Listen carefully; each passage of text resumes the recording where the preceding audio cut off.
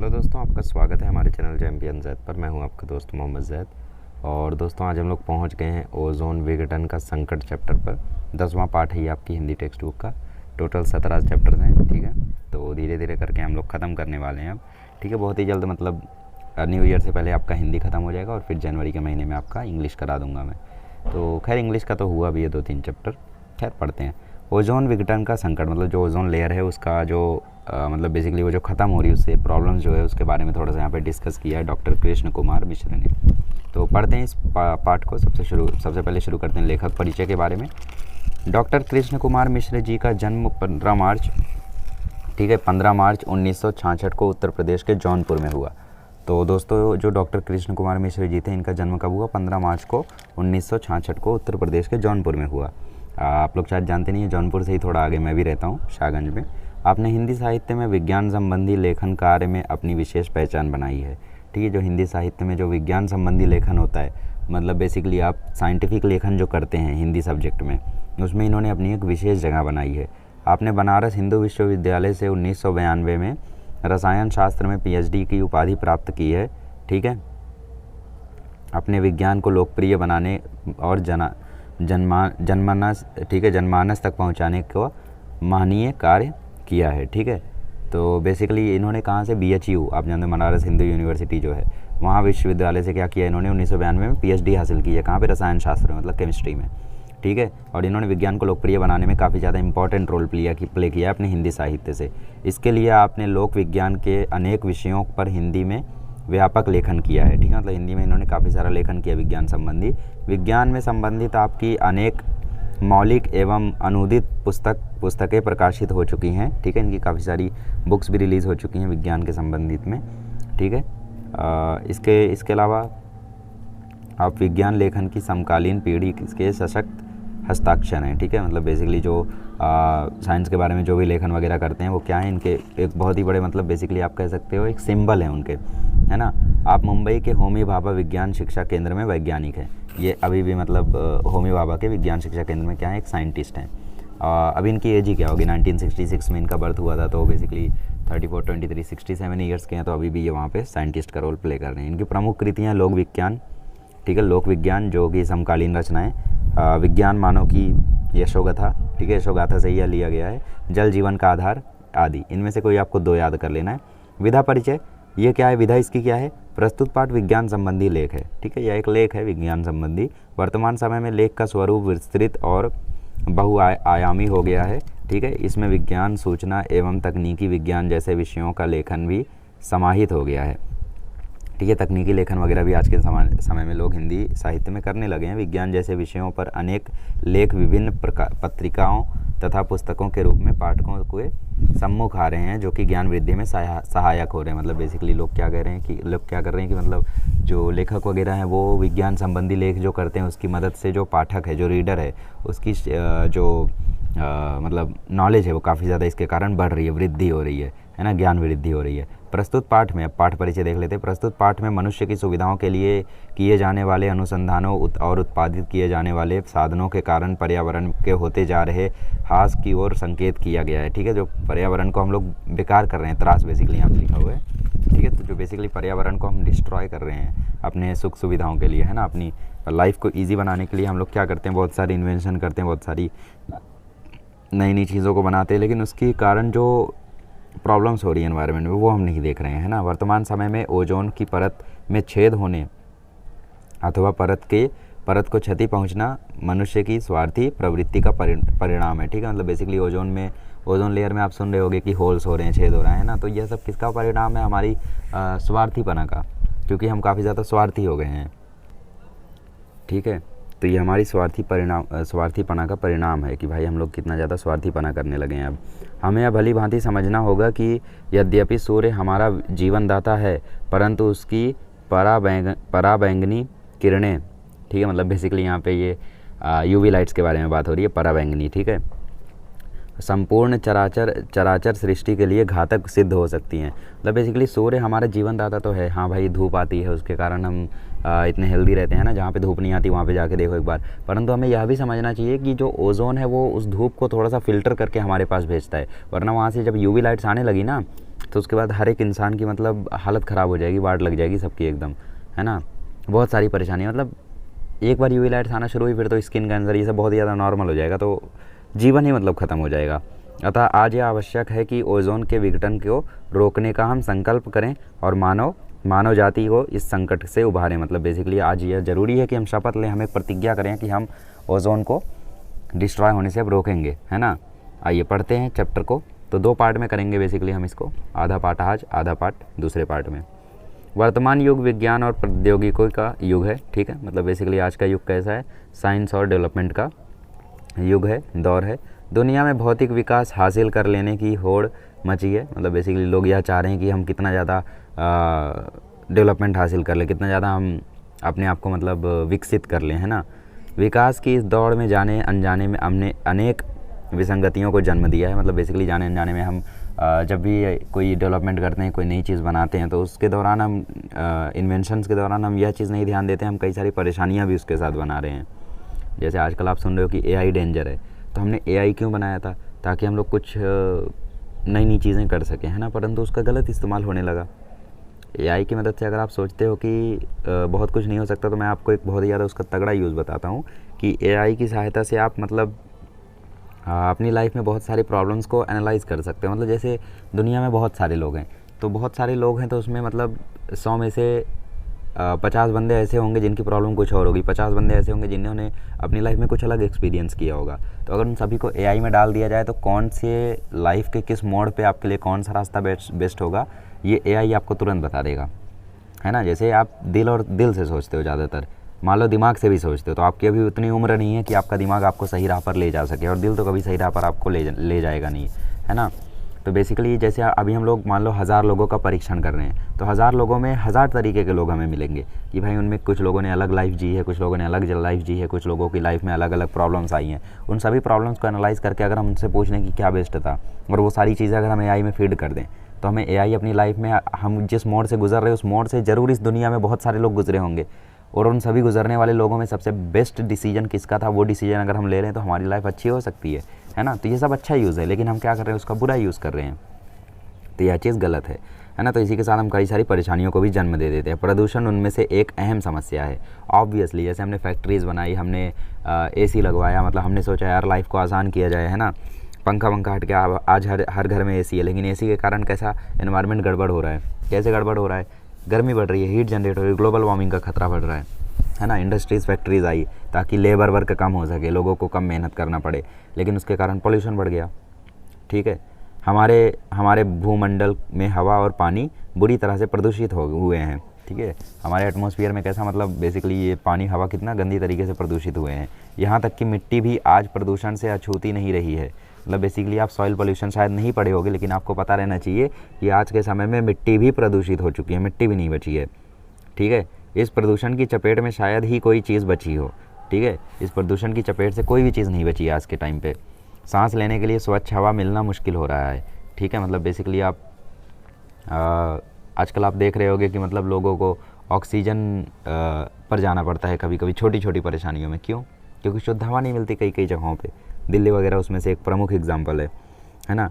जीने के लिए साफ़ पानी कम लोगों को ही नसीब हो रहा है, सही बात है। आप जो पानी पीते हो, चांसेस हैं कि भाई 50% चांसेस है कि वो पानी गड़बड़ आप पी रहे हो, है ना। वो तो आपकी किडनी है जो फिल्टर कर देती है। मतलब बेसिकली आप फिर भी डैमेज कर रहे हो चीज़ों को, है ना। पर्यावरणविदों का कहना है कि अगले 25 सालों में दुनिया को पेयजल के घंघोर संकट का सामना करना पड़ सकता है। मतलब बेसिकली जो पर्यावरणविद मतलब बेसिकली जो एक्सपर्ट्स हैं, एनवायरमेंटल एक्सपर्ट्स हैं, वो उनका कहना है कि भाई आने वाले 25 सालों में दुनिया को पेयजल मतलब पीने वाले पानी के बारे में, पीने वाले पानी से काफ़ी जूझना पड़ेगा, संकट का सामना करना पड़ सकता है। क्यों? क्योंकि प्रॉब्लम्स हो रही है ना। अब जैसे आप पानी को बहुत ज़्यादा यूज़ कर रहे हो, बहुत ज़्यादा वेस्ट कर रहे हो, आने वाले समय में मतलब पानी भी शायद पैसों में बिकना क्या हो तो बिक भी रहा है आज के टाइम पे भी, है ना। ओके, आज शायद ही कोई जल स्रोत प्रदूषण से अप्रभावित बचा हो। आज के टाइम पे भी ऐसा कोई सोर्स नहीं है पानी का जो कि प्रदूषण से बचा हो, चाहे वो लेक हो, चाहे वो रिवर हो, चाहे वो ओशन हो, हर जगह पर प्रदूषण हो चुका है ना। कुछ लोगों का कहना है कि अगला विश्व युद्ध राजनीतिक, सामाजिक, ठीक है, सामरिक या आर्थिक हितों के चलते नहीं, पानी के चलते होगा। मतलब बेसिकली आने वाले टाइम पे जो अगला विश्व युद्ध, जो वर्ल्ड वॉर होगा, वो इन सब के कारण नहीं होगा, पैसे के लिए, राजनीति के लिए, इन सब के लिए नहीं होगा। आने वाले समय में जो वॉर होगा वो पानी के लिए होगा बल्कि, ठीक है। यह तस्वीर निसंदेह भयावह है, मतलब बेसिकली आपको शायद हंसी आ जाएगी इसे पढ़ के कि भाई पानी के लिए वर्ल्ड वॉर, ऐसा क्यों, भयावह है, लेकिन नहीं, पॉसिबल है ये, ठीक है। लेकिन इसे किसी भी तरह से अतिरंजित नहीं कहा जाना चाहिए, मतलब बेसिकली असंभव नहीं है, ठीक है। पॉसिबल है, बिल्कुल पॉसिबल है, असंभव नहीं है। परिस्थितियाँ जिस तरह से बदल रही हैं और धरती पर संसाधनों के दोहन के चलते जिस तरह से ज़बरदस्त दबाव पड़ रहा है तथा समूची परिस्थिति का तंत्र जिस तरह चरमरा गया है, अगले उसके चलते कुछ भी संभव हो सकता है। मतलब बेसिकली जो कंडीशंस हमारी उतनी गंदी तरीके से डैमेज हो रही है, उसके चलते आने वाले समय में कुछ भी हो सकता है, ठीक है। फिलहाल यहाँ हम पर्यावरणीय प्रदूषण की सिर्फ एक पहलू की चर्चा कर रहे हैं, मतलब बेसिकली अभी तो हम सिर्फ ओजोन विघटन के बारे में चर्चा करने जा रहे हैं, है ना, ओजोन लेयर के बारे में हम चर्चा करने जा रहे हैं, बाकी तो छोड़ ही दो, एक बस छोटी सी पहलू के बारे में हम चर्चा करने जा रहे हैं। पिछले कई वर्षों से पूरी दुनिया में इसकी चर्चा हो रही है तथा इसे लेकर खासी चिंता व्यक्त की जा रही है, ठीक है। मतलब बेसिकली लोग इसके बारे में थोड़ा सा जागरूक हो रहे हैं कि हाँ भाई ओजोन लेयर डिस्ट्रॉय हो रही है, अगर ये ऐसा हो गया तो हम बर्बाद हो जाएंगे, है ना। आखिर यहाँ सवाल समूची मानव सभ्यता के अस्तित्व का है, ठीक है। बेसिकली मतलब बेसिकली हमारा अस्तित्व ही खत्म हो जाएगा, मानव का अस्तित्व ही खत्म हो जाएगा, क्योंकि यूवी लाइट्स को तो हम सह नहीं पाएंगे, है ना। आखिर यहाँ सवाल समूची मतलब पूरे के पूरे मानव अस्तित्व का है। प्रश्न उठता है कि ओजोन है क्या। अब पहले जान लेते हैं ओजोन है क्या, यह कहाँ स्थित है और इसकी उपयोगिता क्या है, कहाँ पर होता है ओजोन और उसकी उपयोगिता मतलब उसका इंपॉर्टेंस क्या है, यूज़ क्या है, इसका विघटन क्यों और कैसे हो रहा है, मतलब ये ख़त्म कैसे हो रहा है, जो ओजोन लेयर है वो कैसे ख़त्म हो रही है, उसको भी हम लोग जान लेते हैं। ओजोन विघटन के खतरे क्या क्या हैं, मतलब बेसिकली विघटन में कैसे जा रहा है वो, क्या क्या खतरे हैं, और यदि ये खतरे है एक हकीकत हैं तो इस दिशा में हम कितने गंभीर हैं और इससे निपटने के लिए क्या कुछ एहतियाती कदम उठा रहे हैं, ठीक है। मतलब बेसिकली ओजोन विघटन के बारे में हम सारे ये सवालों के जवाब आगे पढ़ने वाले हैं। पढ़ते हैं। ओजोन एक गैस है, बहुत इंपॉर्टेंट पॉइंट है यहाँ पे, आने वाला पूरा पैराग्राफ इंपॉर्टेंट है। ओजोन एक गैस है जो ऑक्सीजन के 3 परमाणुओं से मिलकर बनी होती है। आप जानते हो कि ओजोन का जो मॉलिक्यूलर फार्मूला होता है वो होता है O3, है ना। तो ये 3 ऑक्सीजन के परमाणुओं से मिलकर बना होता है, 3 ऑक्सीजन एटम से मिलकर बना होता है। यह गैस नीले रंग की होती है, बहुत इंपॉर्टेंट पॉइंट है, मार्क करो इसको। ओजोन एक गैस है जो ऑक्सीजन के 3 परमाणुओं से मिलकर बनी होती है। यह गैस नीले रंग की होती है और प्रकृति में तीक्ष्ण और विषैली होती है, ठीक है। मतलब बेसिकली प्रकृति में कैसी है, पॉइजनस होती है, ठीक है, विषैली होती है। यह मानव स्वास्थ्य के लिए हानिकारक होती है और श्वसन नलिकाओं में जाने पर जलन पैदा करती है, ठीक है। मतलब बेसिकली आपके जब ये मतलब जब आप सांस लोगे तो वहाँ पर जब ये जाएंगे तो वहाँ पे क्या करेंगे, जलन पैदा करेंगे आपको, ठीक है। लेकिन वायुमंडल में मौजूद यही गैस हमारी रक्षा भी करती है। मतलब यह गैस पॉइजनस तो है, ओजोन नीले रंग की होती है, ब्लू कलर की, लेकिन फिर भी यह गैस क्या है, यह गैस हमारे लिए ज़रूरी भी है। कैसे, यह वो ओजोन गैस है जिसकी वजह से धरती पर जीवन फल फूल सका है, ठीक है। मतलब ओजोन गैस के ही कारण एक तरीके से धरती पर जीवन फल फूल सका है। धरती पर जीवन के अस्तित्व का श्रेय एक तरह से ओजोन को ही जाता है। मतलब बेसिकली आप ऐसा कह सकते हो ना कि बेसिकली ओजोन है तभी हम हैं, वरना तो हम पैदा भी नहीं होते, है ना, हमारे पूर्वज ही नहीं होते, कोई नहीं होता इस धरती पर, क्योंकि ओजोन सबको डिस्ट्रॉय कर देता। मतलब बेसिकली ओजोन नहीं होता तो यूवी लाइट जो थी वो सबको डिस्ट्रॉय कर देती। तो ओजोन है इसलिए हम है, तो हमारे अस्तित्व का श्रेय जो है वो एक तरह से ओजोन को ही जाता है ना। ओजोन गैस धरती के वायुमंडल में 15 से 20 किलोमीटर की ऊंचाई पर पाई जाती है। तो आप लोग जानते हो हमारी धरती पर स्ट्रेटोस्फीयर होता है, ट्रोपोस्फीयर होता है ना, थर्मोस्फीयर होता है, आयोनोस्फीयर होता है, ऐसे बहुत सारे एक चैम्बर्स होते हैं, लेयर्स होती हैं। तो उसमें सबसे नीचे कौन सा होता है, स्ट्रेटोस्फीयर होता है। तो स्ट्रेटोस्फीयर में मतलब हमारे एटमॉस्फेयर में जो स्ट्रेटोस्फीयर है वो 20 किलोमीटर ऊपर पाया जाता है। तो 15 से 20 किलोमीटर ऊंचाई पर जो ओजोन गैस होती है वो पाई जाती है। वायुमंडल का जो यह क्षेत्र है वह स्ट्रेटोस्फीयर कहलाता है, ठीक है, जो जैसा कि मैंने आपको बताया। ओजोन की सबसे ज़्यादा सांद्रता मतलब सबसे ज़्यादा सांद्रता मतलब कंसंट्रेशन धरती से 25 किलोमीटर की ऊंचाई पर होती है ना। 25 किलोमीटर ऊंचे पर यह सांद्रता कंसंट्रेशन सबसे ज़्यादा होती है। जैसा कि हम जानते हैं कि सौर विकिरण में तमाम तरह की किरणें होती हैं। तो आप जानते हो कि जो रेडिएशंस होती हैं, है ना, हमारे एटमॉस्फेयर में बहुत सारे टाइप की रेडिएशंस हैं। इनमें दृश्य प्रकाश मतलब विजिबल लाइट जो है वो हैं, है ना। अवरक्त किरणें मतलब इंफ्रारेड और पराबैंगनी किरणें मतलब बेसिकली जो आपकी जो आप लोगों की यूवी लाइट्स है वो भी है ना। पराबैंगनी किरणें अल्प तरंग दैर्घ्य की किरणें होती हैं। मतलब बेसिकली इनकी जो वेवलेंथ होती है वो काफ़ी ज़्यादा कम होती है। ये किरणें काफ़ी घातक होती हैं, ऑब्वियसली इनकी वेवलेंथ कम है तो ये काफ़ी ज़्यादा हानिकारक होती हैं, क्योंकि इनमें ऊर्जा बहुत ज़्यादा होती है। तो आप जानते हो कि जो वेवलेंथ होती है वो एनर्जी की इन्वर्सली प्रोपोर्शनल होती है। कैसे, E = hc/λ, ये फार्मूला आपने पढ़ा होगा। तो लैम्डा अगर कम है तो एनर्जी बहुत ज़्यादा होगी, तो लैम्डा कम तो एनर्जी ज़्यादा, तो ऑब्वियसली यहाँ पे जो एनर्जी होती है इनकी काफ़ी ज़्यादा होती है, तो इसीलिए काफ़ी ज़्यादा खतरनाक होती है ना। तो काफ़ी घातक होती हैं क्योंकि इनमें ऊर्जा बहुत होती है। हमारे वायुमंडल में मौजूद ओजोन बाह्य अंतरिक्ष से आने वाली, ठीक है, जो स्पेस से हमारी जो यूवी लाइट्स आती हैं उनको आने वाली पराबैंगनी किरणों को अवशोषित कर लेते हैं, मतलब बेसिकली एब्जॉर्ब कर लेते हैं और उन्हें धरती तक नहीं आने देते हैं, ठीक है। तो ओजोन क्या बेसिकली प्रोटेक्शन की तरह काम करता है। जैसे आपकी ये जैसे मान लो हम लोग यहाँ पे एक धरती बनाएं, तो ये आपकी धरती है, तो यहाँ पे ओजोन लेयर है, तो यहाँ से जो किरणें आ रही है उनको क्या कर रहा है, ओजोन एब्जॉर्ब कर ले रहा है, तो यहाँ पे सिर्फ लाइट पहुँच रही है, ये यूवी लाइट्स नहीं पहुँच रही है ना, एब्जॉर्ब कर लिया ओजोन ने। तो ऐसा सीन चलता है यहाँ पे। तो यदि ये किरणें बेरोक टोक धरती की सतह तक चली जाएँ तो इंसान के साथ साथ जीव मंडल के तमाम दूसरे जीव जंतुओं को भारी नुकसान हो सकता है। बिल्कुल, इंसान को तो होगा ही, बाकी जानवरों को भी, जीवों को भी नुकसान हो सकता है। इन पराबैंगनी किरणों से मनुष्य में त्वचा के कैंसर से लेकर दूसरे अनेक तरह के रोग हो सकते हैं, ठीक है। जैसा कि मैंने आपको बताया कि अगर यूवी लाइट आने लगी तो स्किन कैंसर तो बहुत नॉर्मल डिजीज़ हो जाएगा, इसके साथ अस्तित्व ही खत्म हो जाएगा फिर, है ना। जिस तरह रोज़मर्रा के जीवन में सामान्य छतरी की धूप और बरसात की हमारा बचाव करती है, उसी तरह वायुमंडल में स्थित ओजोन की परत हमें घातक किरणों से बचाती है। तो जैसे कि आप लोग जानते हो कि बारिश वारिश होती है तो हम छाता लगा लेते हैं, धूप आती है तो हम छाता लगा लेते हैं, तो वो छाता क्या करता है, बेसिकली लाइट को एब्जॉर्ब कर लेता है, धूप को एब्जॉर्ब कर लेता है, फिर हम तक पहुँचने नहीं देता या तो रिफ्लेक्ट कर देता है ना। तो वैसे उसी छतरी की तरह जो ओजोन लेयर होती है वो भी धरती पर काम करती है कि भाई आने नहीं देती, है ना। तो ओजोन छतरी के नाम से भी पुकारते हैं हम लोग इसे, ओजोन लेयर को, है ना। तो उसी तरह वायुमंडल में स्थित ओजोन की परत हमें घातक किरणों से बचाती है, इसीलिए प्राय इसे ओजोन छतरी के नाम से भी पुकारते हैं। सभ्यता के आदिम काल से यह छतरी जीव जंतुओं और पेड़ पौधों की रक्षा करती रही है और उसके तले सभ्यता फलती फूलती रही है ना। तो बेसिकली यह जो एक छतरी की तरह ये हमारी प्रोटेक्शन करती आ रही है और उसके कारण हम यहाँ पे अपना जीवन अच्छे तरीके से व्यतीत कर पा रहे हैं। पर विकास की अंधी दौड़ में हमने संसाधनों का अंधाधुंध इस्तेमाल किया है। ऑब्वियसली हम जब से डेवलपमेंट के चक्कर में पड़े हैं तो हमने संसाधनों का इतना अंधाधुंध इस्तेमाल किया है कि इस दौरान हमें इस बात का ध्यान प्राय कम ही हो रहा है कि इसका दुष्प्रभाव क्या हो सकता है। हमने कभी ये सोचा ही नहीं कि यार इसका दूसरा बैड साइड क्या हो सकता है ना। जैसे आज के टाइम पे तो लोग थोड़े जागरूक हैं, वो सोच रहे हैं कि भाई एआई से ये दिक्कतें हो सकती हैं, ये प्रॉब्लम्स हो सकती है, जो कि दिख भी रही हैं ना, बहुत सारी प्रॉब्लम्स हो भी रही हैं। तो बेसिकली हो सकता है हम उसको डेवलप ना करें और आगे। लेकिन तब जो एक दौड़ पड़ी थी ना 90s में, मतलब बेसिकली 1900 जो 20th सेंचुरी थी, उसमें जो एक डेवलपमेंट की जो दौड़ पड़ी थी, उस डेवलपमेंट में कोई ये सोचता ही नहीं था यार इससे दिक्कत क्या होगी, बस वो करते जाते थे क्योंकि हर कोई डेवलपमेंट सोचता था बस कि भाई फ़ायदा क्या होगा, कोई ये नहीं सोचता था कि दिक्कतें क्या होंगी इससे, है ना। ओके, तो आगे पढ़ते हैं। तो हमारे कारनामों आज परिणाम हम सबके सामने, ऑब्वियसली ये सारी जो रिजल्ट्स हैं वो हमारे सामने देखे जा रहे हैं और हम तो चलो काफ़ी अच्छी कंडीशन में, जो आने वाली जनरेशन है वो तो और भी ज़्यादा झेलने वाली है। हमारे कारनामों से प्रकृति संतुलन चरमरा गया है। ऑब्वियसली जो संतुलन है, जो बैलेंस है, वो एकदम से ख़त्म हो गया है ना। भूमंडल पर शायद ही ऐसी कोई चीज़ शेष है जो हमारे जीवन के क्रियाकलापों से प्रभावित ना हुई हो। हमने जो भी आज तक कार्य किए, हमने जो भी आज तक कर्म किया है, तो उनसे प्रभावित तो सारी ही चीज़ें हो चुकी है। शायद ही कोई ऐसी चीज़ बची हो जो प्रभावित ना हुई हो हमारे कर्मों से, है ना। स्पष्ट है ओजोन भी इसका अपवाद नहीं है, ठीक है। मतलब बेसिकली ओजोन पर भी इसका असर पड़ा ही है। आइए अब देखते हैं कि ओजोन का विघटन क्यों और कैसे हो रहा है। अब जानते हैं कि भाई क्यों और कैसे हो रहा है। अब तक हमने क्या जाना कि ओजोन क्यों ज़रूरी है और क्या है।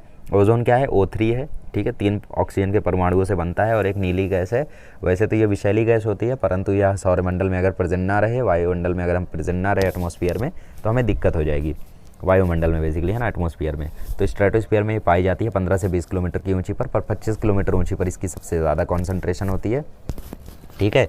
ओके, तो अब देखते हैं कि भाई ओजोन का विघटन क्यों हो रहा है।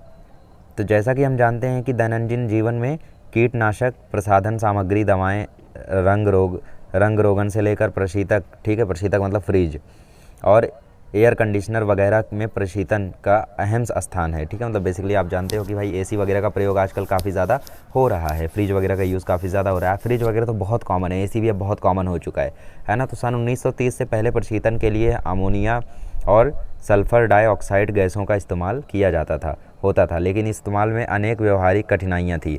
उदाहरणार्थ यह गैसें तीक्ष्ण थी और मानव स्वास्थ्य के लिए हानिकारक थी। मतलब बेसिकली गैसें थोड़ी सी विषैली थी, थोड़ी जहरीली थी, ठीक है, और मानव स्वास्थ्य के लिए थोड़ी सी हानिकारक भी थी। तो पहले के टाइम पे लोग ठंडी के लिए, मतलब बेसिकली ठंडा करने के लिए क्या यूज़ करते थे, सल्फर डाइऑक्साइड, अमोनिया, ये सब का इस्तेमाल करते थे 1930 से पहले। लेकिन अभी कैसा फ्रिज वगैरह हम लोग यूज़ करते हैं, एयर कंडीशनर यूज़ करते हैं, ये सब यूज़ करते हैं अभी हम लोग, है ना। तो अतः वैज्ञानिकों को एक अरसे से इसके उचित विकल्प की तलाश थी जो इन कमियों से मुक्त हो। ठीक है, तो उनको तलाश था कि भाई एक अल्टरनेटिव मिले जो ताकि हम लोग इन चीज़ों से मुक्त हो जाए, कि इन चीज़ों से जो ये फ्रिज वगैरह, जो ये सल्फर डाइऑक्साइड वगैरह हमें यूज़ करना पड़ रहा है, अमोनिया वगैरह यूज़ करना पड़ रहा है ना, क्योंकि सही नहीं है ये सब।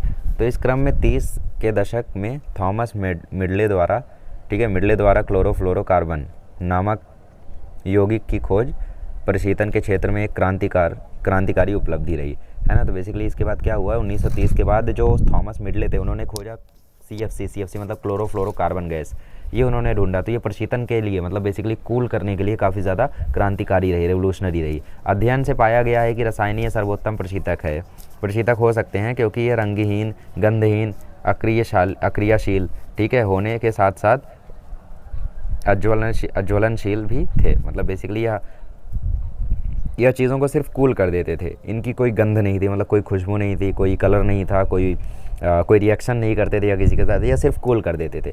तो अध्ययन में ये पाया गया, रिसर्चर्स में ऐसा पाया गया, तो ये सबसे ज़्यादा उपयोगी था। तो इस तरह ये आदर्श प्रशीतक सिद्ध हुए, है ना। तो बेसिकली अच्छे प्रशीतक ये सिद्ध हुए। इसके बाद तो प्रशीतन में CFC का इस्तेमाल चल निकला। इसके बाद तो भाई जिसको देखो भाई क्या करता था, CFC का प्रयोग करने लगा। प्रशीतन उद्योग में अमोनिया और सल्फर डाइऑक्साइड की जगह अब CFC ने ले ली। इससे प्रशीतन प्रौद्योगिकी में क्रांति सी आ गई, है ना। तदनंतर बड़े पैमाने पर CFC यौगिकों का उत्पादन होने लगा और घरेलू कीटनाशक, प्रसाधन सामग्री, दवाएं, रंग रोगन से लेकर फ्रिज और एयर कंडीशनर में इनका खूब इस्तेमाल होने लगा। तो ये सारी परेशानियां जो हो रही हैं ओजोन लेयर को, किसके कारण हो रही हैं, CFC के कारण हो रही है, क्लोरोफ्लोरोकार्बन के लिए हो रही हैं। तो कीटनाशक मतलब बेसिकली जो फर्टिलाइजर्स हम यूज़ करते हैं खेतों में, प्रसाधन सामग्री, ठीक है, जो भी चीज़ें हम लोग यूज़ करते हैं, दवाएं, रंग रोगन, एयर कंडीशनर, फ्रिज, जो भी यूज़ करते हैं, उन सभी में किसका रोल सबसे बड़ा होने लगा, CFC का होने लगा, है ना। तो अब इसके बाद क्या हुआ, अभी हम लोग ये नेक्स्ट लेक्चर में देखते हैं, क्योंकि 20 मिनट हो गया है ना, ज़्यादा ही हो गया है। चलिए मिलते हैं अगले लेक्चर में। Thank you so much.